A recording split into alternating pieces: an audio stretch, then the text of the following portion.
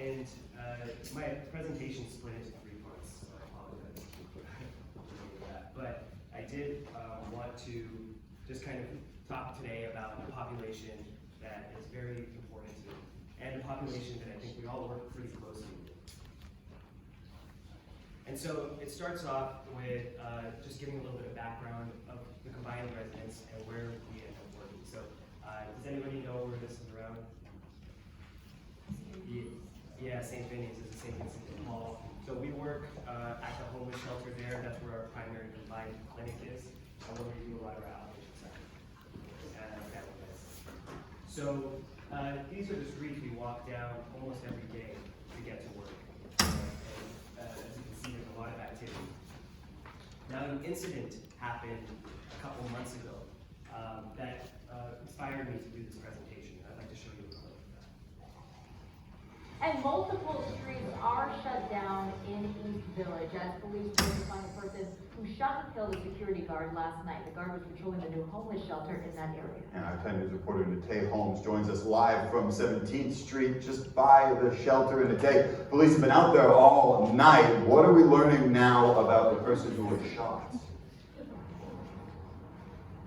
Well, I do want to let you know within the last 20 minutes or so, police just cleared the area, and they had been out here for about 10 hours since last night, since about 7:30 last night. But we do want to tell you that this is the Apple Project's newest bridge shelter. It's right across the street here. It's been open since early November. Now, we're told that the security guard who worked here has been here with the shelter since it opened. Now, we also learned that the Alpha Project security guards are not armed. This is a very unfortunate situation. Of course, it's an area where we obviously want to help people here and during the cold weather. It's a very unfortunate and tragic situation. Now, the shooting happened around 7:30 last night. We shut down multiple streets near 17th and Imperial. Now, police say a witness flagged an officer down after hearing gunshots in the area, and then police found the security guard on the sidewalk right in front of that bridge shelter. He had been hit multiple times in the chest and stomach area. Now, the security guard was transported to a nearby hospital where he later died. Over 100 people were inside of the shelter at the time, and police had asked that no one left while they looked for witnesses and investigate the scene. Now, at this time, police do not have a description of the suspect, but they are asking anyone with information, if you may know who did this, to please contact police. They're also letting everyone know that you can remain anonymous in this situation if you do decide to come forward. Live in East Village, Natay Holmes, 10 News. So now let's say that you all work at the same clinic, right? And and the security guard, you find out that the security guard was killed right outside where you walk. And the next day you have to go to work, and you're walking down these strange streets. What are some reactions as you walk down those streets? Fear. Anxiety. Yeah, I think just overall being more cautious. I'm walking down and I'm making sure that, like people's hands aren't in their pockets. I'm scared what's going on.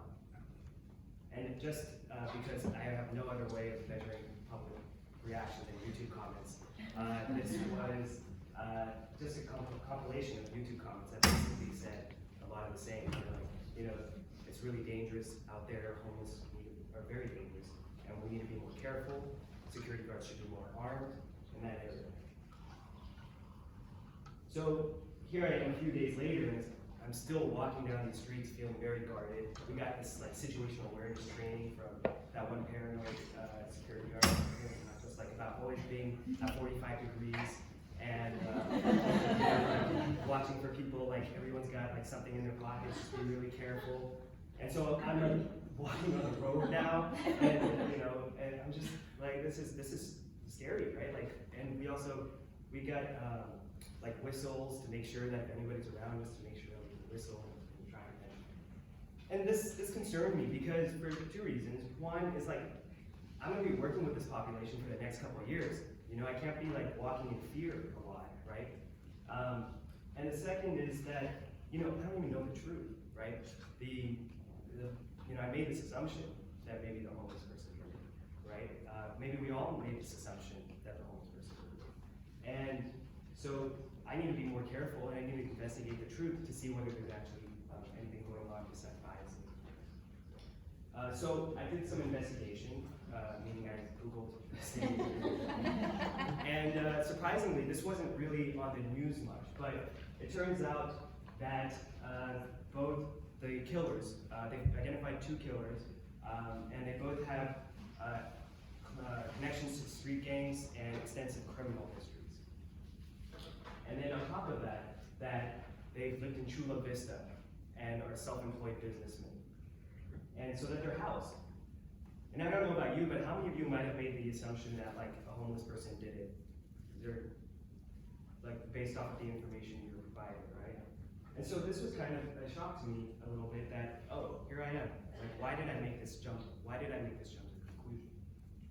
So this is my first part, is what happened here? We're psychiatrists mostly. Like, what kinds of biases might have been here? Any ideas?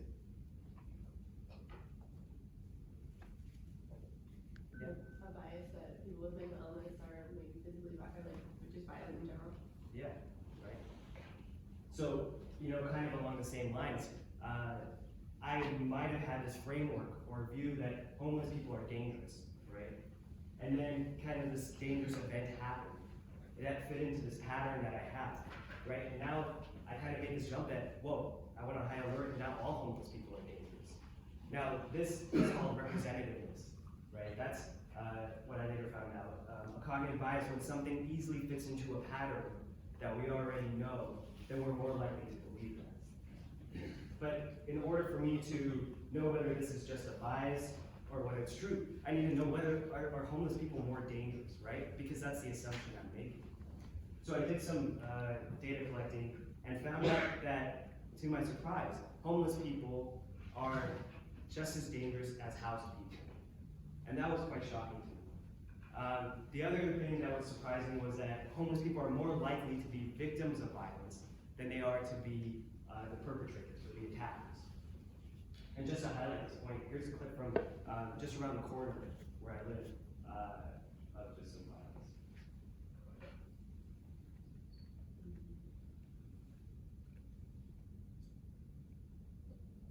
And this is not uncommon if you ever see the police interact with the homeless as well. There could be some other incidents that you recall.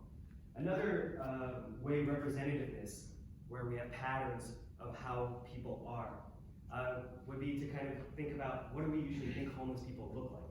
So how many of you would say this person is a homeless person more than this person right off the bat, right? I think the majority of us, is that fair? But this person is a doctor. This person, these 2 people are homeless, right? So that's how it works. Now, this introduced me to the concept of heuristics. Has anybody, who's heard of the term heuristics before? Can someone just shout out like what they know about it? A rule of thumb. Rule of thumb. Anybody? A shortcut? Exactly. So heuristics are mental shortcuts that we make to make decisions, right? And measuring risk. Any reason why we might be doing this? Yeah. If we were to kind of think about all of our decisions, we wouldn't make any decisions, right? And they're imperfect. That's the main problem here, right? We may jump to conclusions, but we also sometimes know that that's not right. So just another example of heuristic. What do you estimate the rate of serious mental illness to be among the homeless? Serious being psychosis and severe disorders, like mania, depression, severe PTSD. 80%. 80? 40%. Huh? 40. 40? 20. 20? All right. So actually, it's more likely to be 20 to 25%. But the question is, I'm not surprised that we overestimated how much serious mental illness exists because of this idea of availability heuristic, that the world in our heads is not a precise replica of reality, right? We tend to raise the prevalence and based off of the emotional intensity, based on how often we see these messages. So just to give an example, right, for like, let's say we are in emergency room, like we're on ED call, and we see like 10 patients with mental illness that are homeless, right? So now it's a lot easier for our mind to retrieve instances of other times that people have been coming in with mental illness and homelessness and other incidents. And that causes us to overestimate the frequency or the risk that homelessness might actually exist. I mean, mental illness and homelessness. And that would potentially lead to changes about policy, right? So let's say we see a lot of homelessness, and then we're more likely to advocate for community health treatment for mental illness, right? So it just leads to more policy changes. But this cascade is strongly influenced by things like fear, things like dread, things like drama, right? So, you know, if you hear about a security guard getting shot by a person, then that means that we're more likely to, there's a lot of fear and dread, and so we're more likely to see it on social media. And then that influences how easily we are to retrieve it, right? Because it's so much more fearful and dread.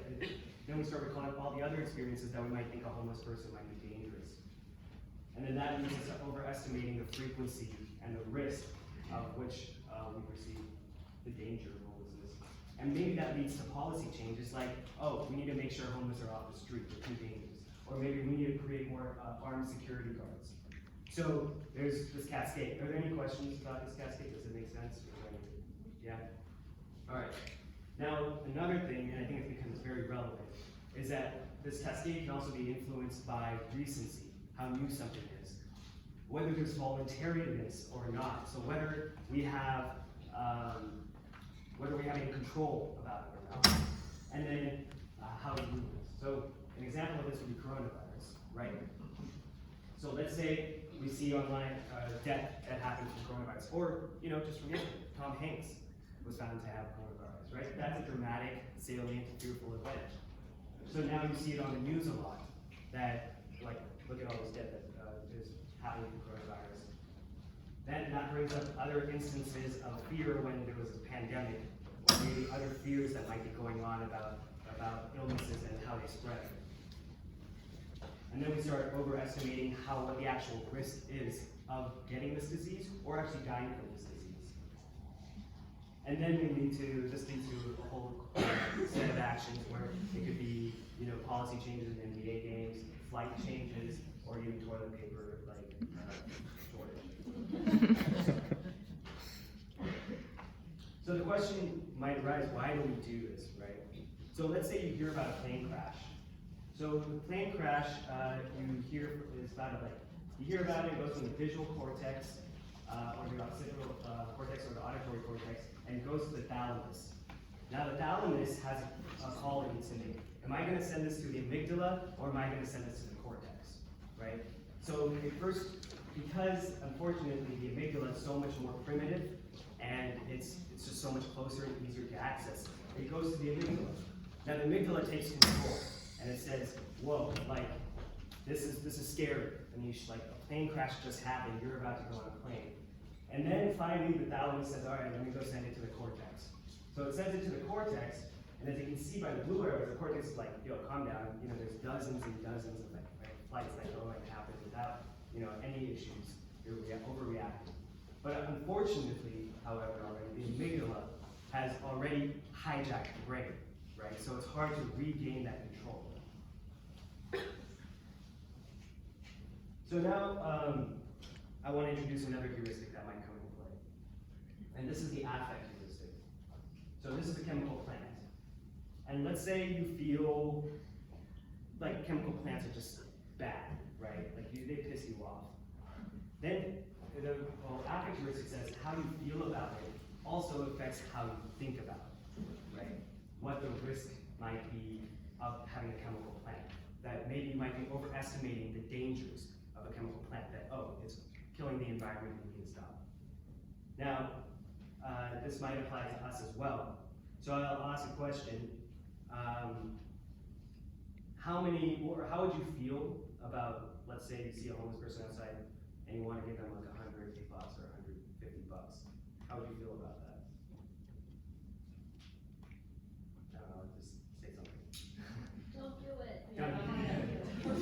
Yeah, you'd be very hesitant, right? Like, and because maybe you feel uncomfortable or scared that they might kind of, do something with the money that you don't know. Or like, maybe feel like they don't deserve it. So I'm gonna show this short clip. This, just a little bit of background, is a person that went around asking homeless people for money. He's a house person, and he started asking homeless people for money. Hey man, can you spare a couple bucks for the bus? I have no money. No money now? I have lots of. Really? Yeah. Thanks, man. No. No, of course not. I appreciate it, man.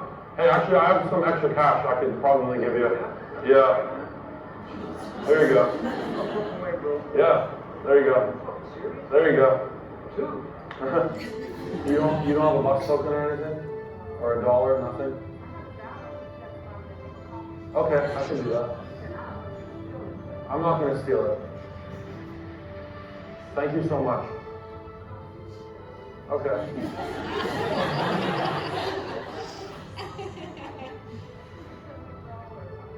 Okay.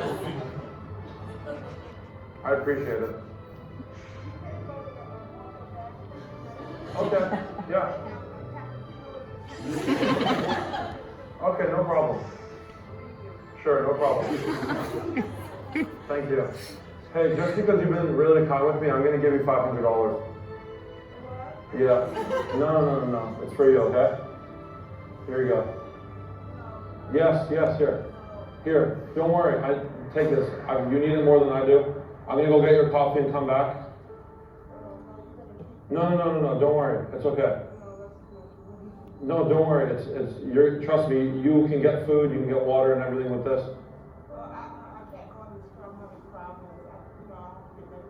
Yeah, no. This will help. This will help you.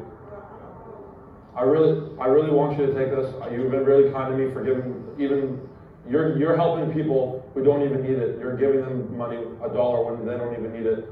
So I'd like just if you would take this, please. No, honestly, don't worry. It's okay. Just put it in your pocket, and if it ever comes to need, then you pull it out.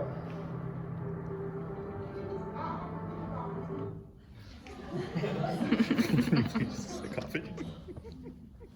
So how many people feel a little bit better after that? And this is the idea behind the affect which is, how you feel about something makes things less risky. So my assumption would be that maybe you feel a little bit less uncomfortable giving some money to homeless patients. And how you feel about something ends up determining how high of a risk you perceive it. So I just kind of wanted to throw this out there for now. It's just like a discussion point. Yeah. What other things have you seen that maybe they're biases, maybe they're not, maybe they're real, and I want to create kind of a safe space to kind of say whatever you want to say.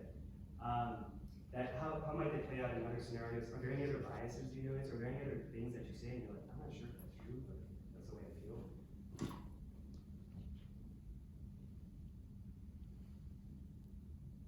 Okay.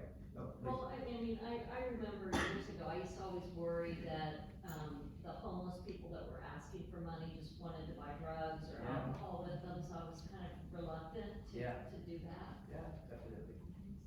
Yeah, that is definitely one of the things that we think, which is, what are they going to do with my money? Are they going to use it for stuff that I don't want them to use the money for?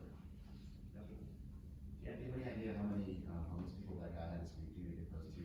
Actually, so yeah, he had a video of like 6. This was a short clip, and he said, I mean, this is a YouTube video, so I don't know how reliable it is, but that all the footage was shown.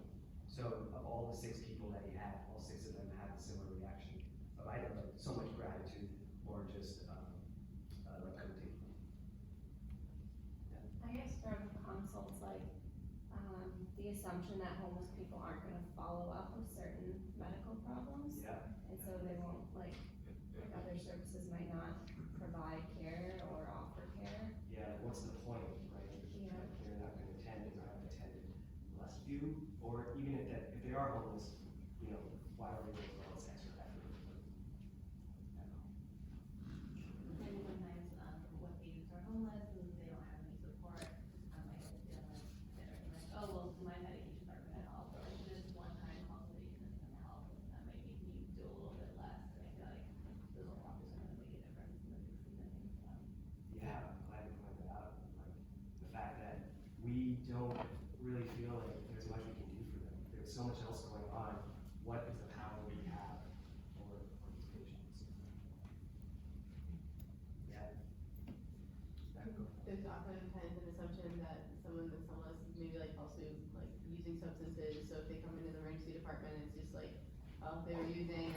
problem, maybe they're malingering and there's a lot of doubt right away. That's, probably a very common feeling among a lot of us, right? That we hear from the ED, another homeless person that's on that, come and see this person, that's kind of what we deal with. And it's one of those, it's like such a drag, especially when it's a 9 or 10 person. I also think from what Allison said, drawing it back to the affect heuristic, when you're on night foot and you get woken up at 3 in the morning to go see Yeah. this, then I just feel like I've just developed sort of this eager response to this is a waste of my time and this person just wants housing. Workplace is for the night. Yeah, and I don't know, I guess I'm trying to kind of counter that, but I definitely think it's a real thing, especially intern here. Yeah, for sure. And that's kind of a lot of reason I'm burning out as people, especially residents or whatever. I think so there's a medical and societal jaded point of view, or if they really wanted to get out of the situation, they would have done, there's resources out there, they would have done it, they would have followed up on some of the resource, the residential program or they would have done the PATH or St. Vinny's, but they don't want to, they just wanna keep using or whatever it bugged me at 3 in the morning. Yeah, yeah. Right, why, we already have all these, look, we have a social worker here, we sent you to a shelter 4 times, you haven't followed up with it, why aren't you using these resources? And I think some of this gets reinforced too, because there are moments when people are using drugs and wanting to go out and give some money for that. There are other things that happen that are falling into all the patterns that people are saying right now, which reinforces the feeling of, why are we doing this? What's the purpose? Right, and this goes back to the availability, right? The prevalence of what we see is what we're going to feel about it, right? What the biases we're going to jump to. If we keep, we're seeing a lot of homeless people that are just using the emergency room for housing, then that's more likely what we're going to think when the next person comes in. Absolutely. Yeah, I just totally get that feeling in ED where it feels like last year I told myself that people who were coming in and malingering were doing, responding to the incentives of the system, right? They need a bed, they're doing what makes sense for them in the moment, just to come in, but then I started thinking about, well, should I be more callous towards them to reduce the incentive of coming in, what, Yeah, that's should we take not the way I wanna be. on the stick? Right. Or kind of a little bit of tough love, is that what you're kind of saying? Yeah. And you start, like you're saying, you start applying that to be well, it's not just the 100 people who come to ED on a really high frequency, but this must be what all homeless people are like. This is why all people who are homeless, and you start kind of expanding your assumptions. Well, and I know what I started doing was thinking, gosh, you think about it, why would anybody wanna go to the hospital to sleep? Really, if I were homeless and I were really needing to find a place, I should mention, we have some of you have been to our house in Del Mar, but there's a woman who's walked into our home twice looking for a place to sleep. She kind of walked up the stairs, my husband was there. He says, "This is not appropriate." And she goes, "Hey, can I just sleep on your floor or something?" And she's looking around, "Oh, that's really nice." But at the same time, it's kind of you just realize how confused she was, and she said, "Is this a hotel?"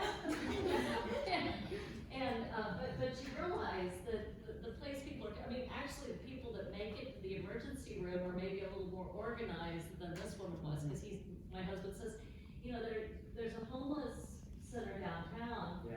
And she said, "Well, will you take me?" But,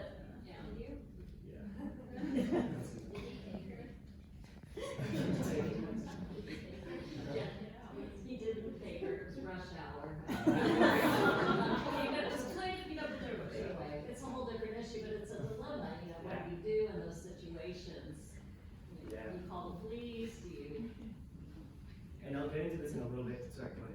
Yeah, I love that you brought up confusion, because what I was going to bring up was its analog of fear. So I talk to a lot of homeless who are in detained settings, and often they've all gone to the UCSD ED. So I often ask them, "Oh, have you met Dr. Lee, or did you ever meet this doctor?" And I'm kind of seeing who is who and what they're doing. And you know what they tell me is exactly what you were alluding to. Why in the world would they go to the ED? Because they're afraid. And they're not going to tell you they're afraid. They're going to tell you they're having some problems with medication. They don't remember the medication they're on. They're going to tell you 5,000 things that don't make sense. And what I would really want everybody to do is say, how has it been on the streets for you? That beautiful open ending. And then kind of moving down to, are you ever afraid? It would seem like it would be very scary to me, normalizing. And then saying, what would make it safer there for you? Is there anything we could do that would make it safer there for you? Because then, if you reorient them to safety, you're more likely to be able to proceed through your simple review of systems and then come up with a plan for where they could maybe sleep safely, which is sometimes under a tree in the park, or it's a favorite alley that they have. Near my credit union recently, I saw a whole little thing that had been set up, and I kind of wondered where the person went. So that's what I would add to this, that of all things, fear is the primary hijacker of the brain. And people either have a lot of confusion with it because of metabolic states or substance use, or they have a lot of just deep fear that they can't tell anybody about, because if they admit it to themselves, they feel weaker. And if you normalize it and talk about how that makes sense, it helps like tremendously. Yeah. Well, and going off of that, I think, what I've heard from homeless patients of mine, a lot of times it's like, that's why they use meth, because they don't wanna go to sleep, because it's so vulnerable and they get their stuff stolen, and so they wanna just stay up all night. Well, and then if you combine this fear and meth, and now all of a sudden we have psychosis and paranoia and all the stuff that we end up seeing. Exactly. Yeah, but realistically, we have no idea what their life is like when they're not in our community, they're not in our community. And so, there are going to be a number of factors and reasons why we are the way we are. All right, I'm going to move on, but I just wanted to mention, thank you, but, that one of the, so a couple other quick biases, some that's already been mentioned, is this idea of out-group homogeneity. That this is the idea that when you're part of an in-group, whatever your group is a way more heterogeneous and diverse than whatever that group is, right? So for us, a psychiatrist, even though we may be homogenous to a lot of other people, we know there's a lot of diversity in our group. But those internal medicine docs, just some so the out-group in this case would be the homeless, right? Like, oh, like maybe they're all just meth users, or maybe they're all just coming in using the emergency room for housing. So there's this homogeneous quality to the out-group that might even play here. But that's not true, right? We know this. We're the ones that are kind of more advocates for the homeless than I think most other specialties. And we know that that's not true. There's a lot of heterogeneity, right? The way they look and the reason that they're out there, whether it be they were late on their medical payments and couldn't pay that, or couldn't afford rent because it went up or got evicted, or maybe just had some really harsh life experience. I've seen lawyers, I've seen engineers that are homeless. So we know there's a lot of heterogeneity. And that's just not the case with, what their circumstance was. It's also the case with what the definition of homeless is. There's a lot of heterogeneity. Are they living in a shelter, right? Are they on the streets? Are they sleeping out of the car? That's not me, my brother thought that was me. Are they in transitional housing, right? Or are they living with family because they've recently been kicked out of their house? So being homeless itself has a lot of different definitions. And one of the things that I hope we explore a little bit more is where are they in their homeless journey? Now, the other one that I want to mention is the framing effect. So let's say you have a loved one that has pancreatic cancer or some serious cancer, and you find out that there's this new therapy that has a 1-month survival rate of 90%. But then another doctor works it to you as there's a 10% mortality rate in the first month. Right? Which one are you more likely to say yes to? Probably the one that's a little bit more positive, right? That there's a survival rate.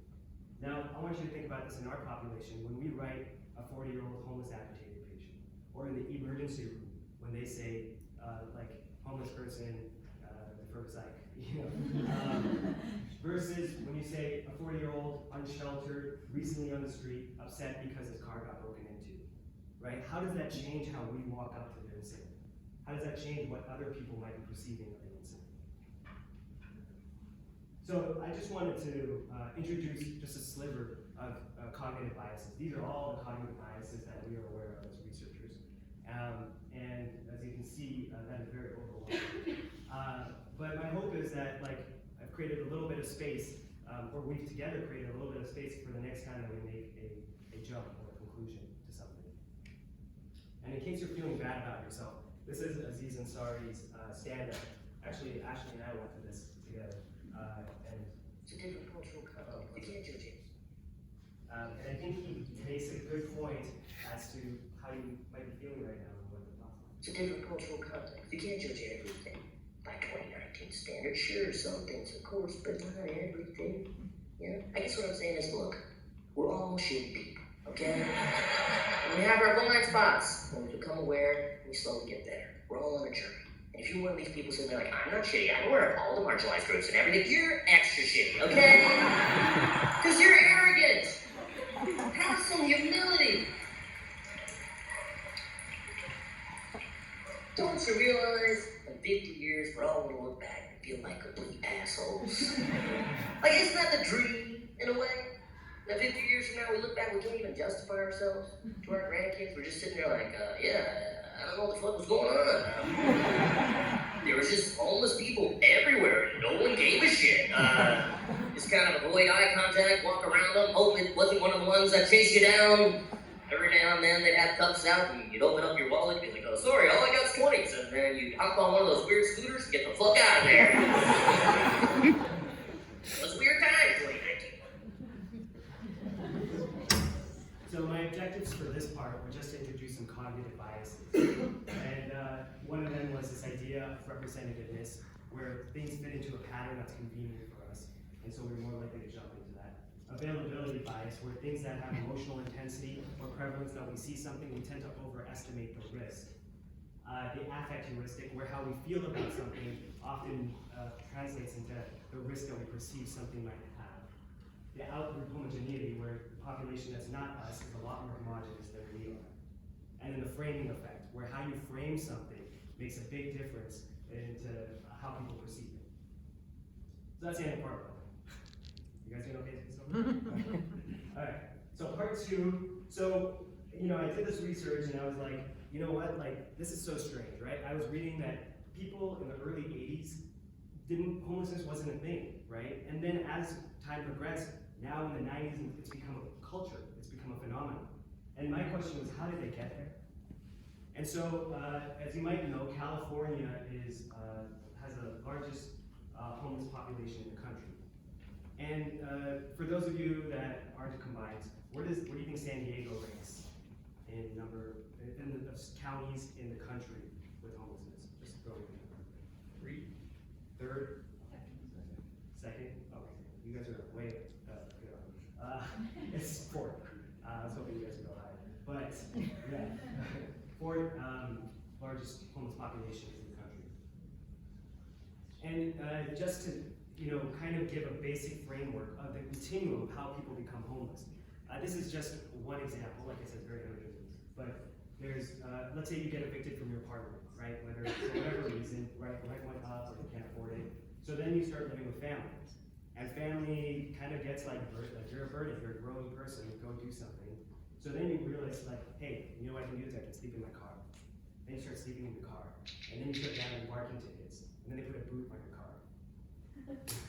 And then you find out like, oh, wait, there's shelters. So you go to the shelter. But then when you reach the shelter, you realize that there's just not enough housing and affordable housing to go to once you get there. So you get kicked out for whatever reason because they have pretty strict rules of coming in by 8 p.m. And you're used to the freedom and autonomy of doing whatever you want. And so then you end up on the streets. Now that's just a generalized framework and continuum. Not everybody applies that. But it's just important as we go to ask patients to see where they might be on the continuum. All right, this slide is a brief history of homelessness. Okay, I'm going to try my best. It's a lot of talking, but we'll start. So it started with deinstitutionalization in the 1970s, right? So basically, people that were not deemed safe to be out on the streets or didn't feel like they could survive out there were in institutions. And then because of like social media portrayal, not social, media portrayal, and the development of psychotropics, asylums became illegal. And a lot of these severely mental ill people were left to the community. So that kind of started it. Then Reagan came into power in the early 80s. And Reagan, he kind of felt like that the poor could be divided into two categories. He felt like there were worthy poor, so people that deserve social services, so people that are disabled might be more likely, and then there's the unworthy poor, so people that are have been institutionalized in the past, or people that that are able-bodied and can work. And then this led to the development of neoliberal politics, where welfare was seen as a trap. If you see this quote, welfare is a narcotic, the subtle destroyer of the human spirit. Nation must escape the spider web of dependency. So basically that there's this idea of the welfare queen, people taking advantage of the system. We need to get rid of the welfare system, and we need to go back to free capital, or capitalistic efforts, because the private profit will create more jobs, and that will be the solution. But the problem with that is that it assumed people were rational actors on the sentence. So then we got involved, the psychiatrists, the academics, and the sociologists, and we said, hey, you know, there's a lot of mental illness here, right? There are estimates of 80%, 90%, 40%, 60%. There's a lot of mental illness. We need to do better jobs of treating the mentally ill. Now, there are three criticisms that advocates point out about this. One is that it grossly overestimated the amount of mental illness in the community. The second criticism was that by focusing on mental illness, we were taking away the focus from the lack of affordable housing. So we were putting all our efforts on saying, hey, let's individually diagnose this person, let's treat this person, and then they will be ready for affordable housing. Because that's the way that it was rationally seen.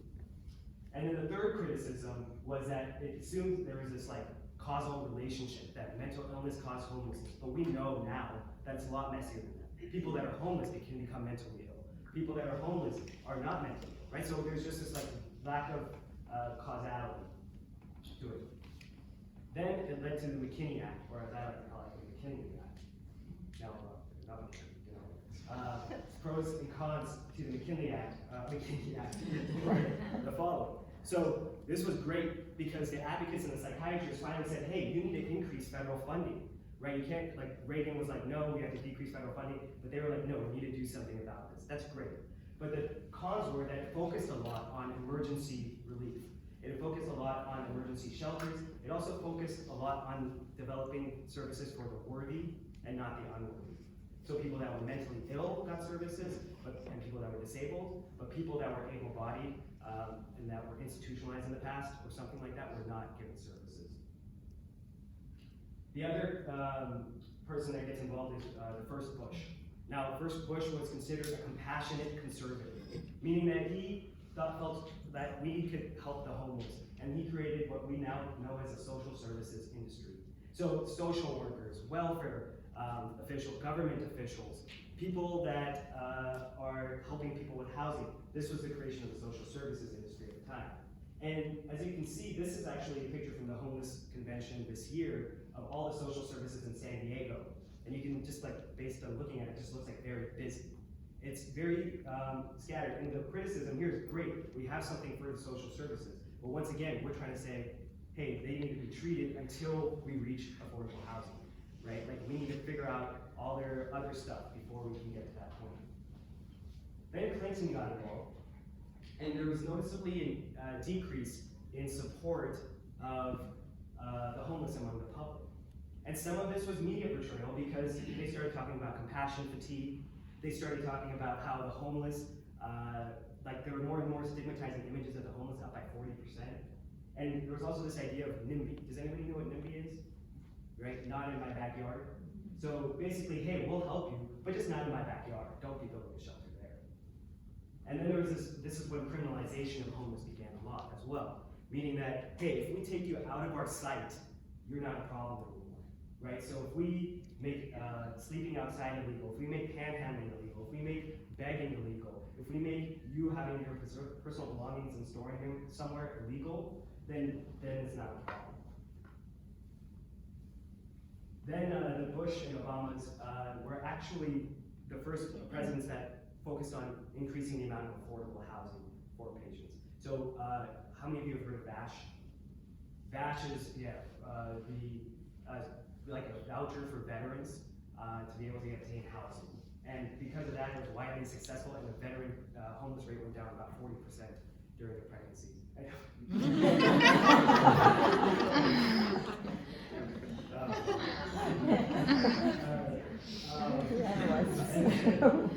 Where was I?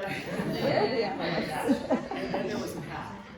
PATH, that's another thing that a lot of us have heard about, and that's another housing program, and that was once again widely successful. And then we have our current man in power, President Trump. Now, interestingly, Trump does anybody know who's in charge of housing and urban development? Yeah, so Ben Carson, a neurosurgeon, is in charge of housing and urban development. And there's actually, I don't know if you guys know this, but in New York and New Jersey, the person that's in charge there was a wedding planner for Trump festivities. Yeah, so of the housing situation. So anyway, all this being said, that he actually supports less federal funding. However, for whatever reason, there's actually been increased federal funding for housing and urban development. So that's great. And then this is Gavin Newsom, our California governor. The reason I put this on is, he's made homelessness his primary priority.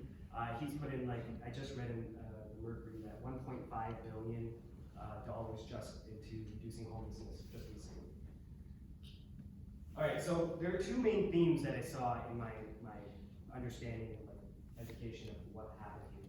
One of them is this idea that an individual is responsible, that there's something about their personal pathology or their behavioral failings that makes them homeless, and versus the societal issue, that there's structural issues with why people are homeless. And the more we progress to this idea that there's individual problems, whether it be psychiatric or whether it be because they're behavioral issues or because they're institutionalized, the more that we focus on that, the more homeless there were. And the second was the overall focus on emergency shelters and lack of focus on affordable housing. So these two things led to the increase in homelessness that we saw. Are there any questions, reactions, thoughts before? All right. So these are proposed solutions. This is from an advocate's point of view. Basically, strongly felt that decent shelter, sufficient food,